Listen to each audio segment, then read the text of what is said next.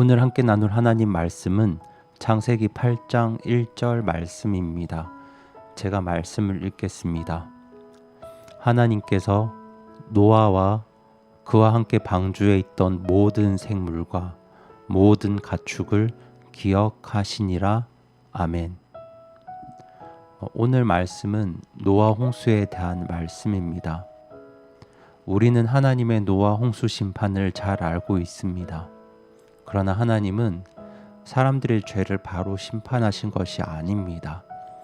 우리 하나님은 긍휼이 많으시고 은혜로우시며 분노하기를 더디하시는 분이기에 적어도 아담의 범죄로부터 노아에 이르기까지 1500년 이상을 사람들의 죄에 대해서 인내하셨습니다. 하나님께서 물로 세상을 심판하기로 결정하신 이후에도 노아에게 홍수 심판에 대한 경고를 주셨고 그렇게 100년을 더 기다리셨습니다. 마지막으로 최종 심판을 앞에 두고도 다시 한번 7일 동안 사람들에게 회개할 기회를 주십니다. 그럼에도 사람들은 끝내 하나님께 회개하지 않습니다. 오직 노아와 그 가족만 하나님을 믿고 순종함으로 방주를 통해서 구원을 받았습니다. 심판의 때가 이르렀을 때에 그렇게 믿음으로 방주 안에 들어간 노아 가족 외에는 아무도 살아남지 못합니다. 그렇게 방주 안에 들어간 노아와 가족들의 시간은 흐릅니다. 성경은 150일 동안 물들이 땅에 넘쳤다고 합니다. 그 150일의 시간이 결코 짧지 않은 시간이라 생각합니다. 그렇게 긴 시간이 흐른 어느 날 비가 그쳤습니다. 더 이상 물들이 넘치는 공포로부터 벗어나게 되었습니다.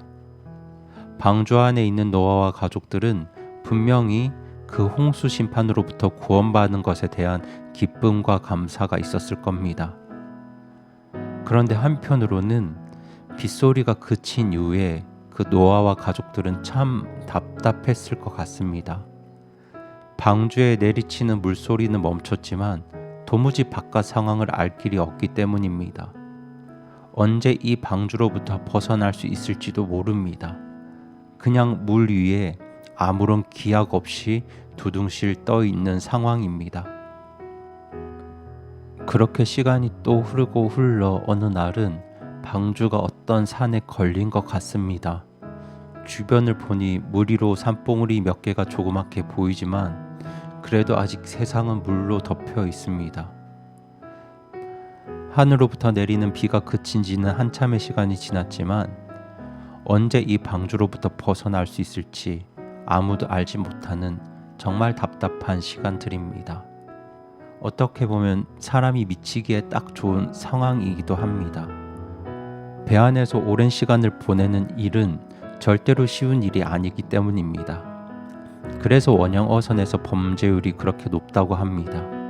사소한 말다툼이 폭언과 욕설로 이어지고 그것이 폭력이나 선상살인과 같은 강력 사건으로 이어질 확률도 매우 높다고 합니다.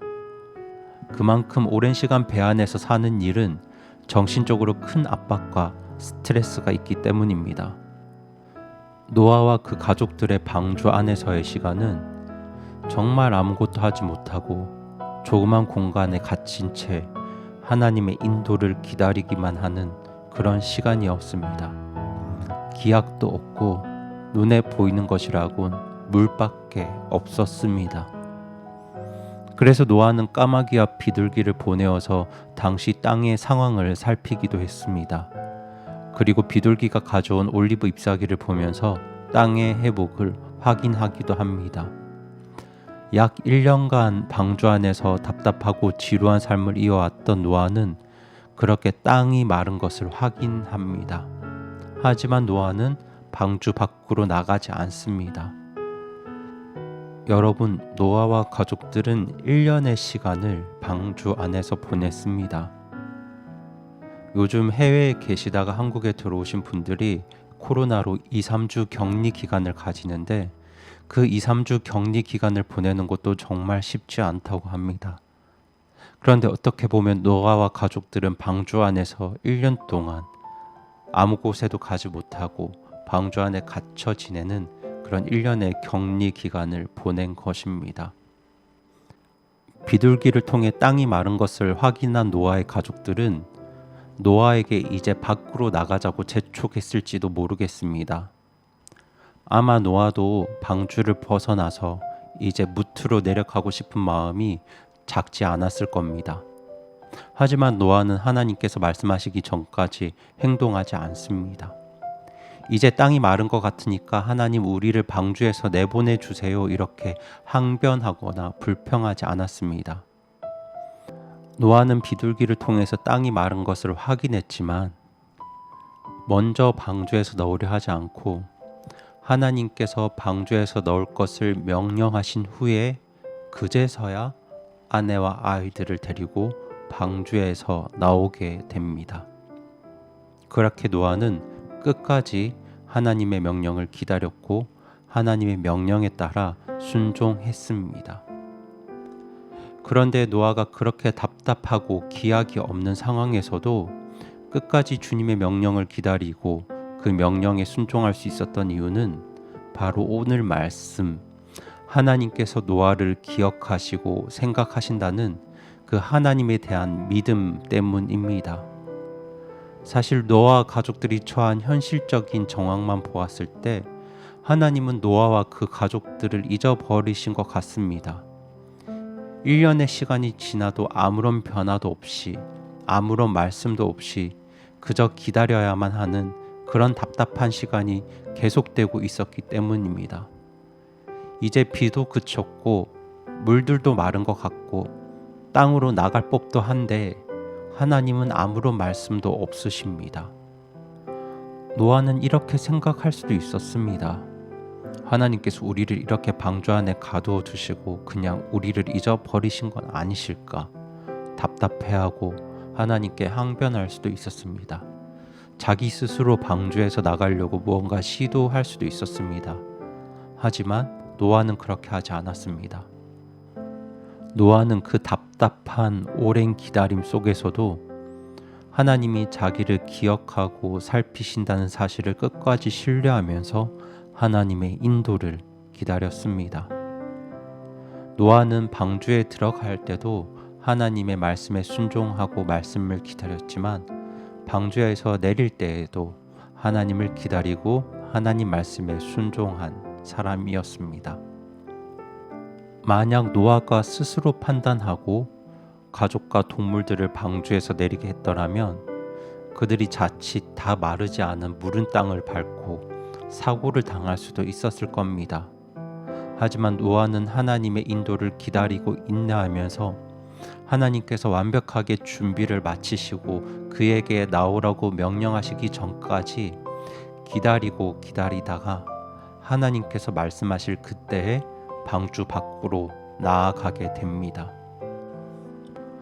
노아가 그렇게 불편하고 답답하고 어려운 긴 시간 속에서도 끝까지 하나님의 인도를 기다릴 수 있었던 이유는 바로 이 믿음 때문입니다. 지금도 하나님께서는 나를 기억하신다는 바로 그 믿음, 하나님께서 나를 기억하시고 살피신다는 그 믿음이 있었기 때문에 노아는 끝까지 하나님의 인도를 기다리고 하나님의 말씀에 따를 수 있었습니다. 구원받은 우리의 삶도 그렇습니다. 분명 우리에게도 우리를 구원해 주신 하나님 은혜와 사랑에 대한 감사가 있습니다. 하지만 성도의 삶에 결코 편하고 좋은 일만 있는 것은 아닙니다. 때로는 방주 안에서 노아의 삶처럼 불편하고 어렵고 답답한 상황이 오랜 시간 계속되기도 합니다. 그런 시간들이 계속해서 이어질 때 때로는 하나님께서 나를 잊어버린 것 같기도 하고 나를 그냥 방치해 두신 것 같은 느낌이 들 때도 있습니다. 그런 답답한 상황 속에서 우리는 하나님 말씀과 하나님 인도와 응답을 기다리기보다 내 방법과 내 판단대로 움직이는 그런 실수를 범할 때도 있습니다. 하지만 그때 우리는 꼭 기억해야 합니다. 하나님은 지금도 저와 여러분을 기억하십니다. 지금도 저와 여러분의 삶을 살피시고 우리의 마음까지 살피고 계십니다. 하나님은 그 누구보다 선한 마음과 의도를 가지고 우리를 기억하시고 생각하시고 살피시며 우리를 인도하십니다.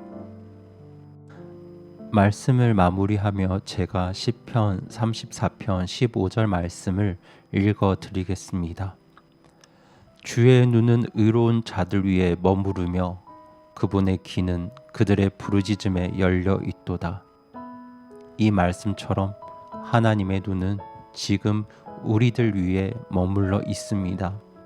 하나님의 귀는 우리의 부르짖음에 열려 계십니다. 그렇게 지금 이 순간도 나를 기억하시는, 나를 살피시는 하나님에 대한 믿음이 오늘 말씀을 듣는 성도님들의 삶에 큰 평안과 위로가 되기를 바라며 오늘 말씀을 마칩니다.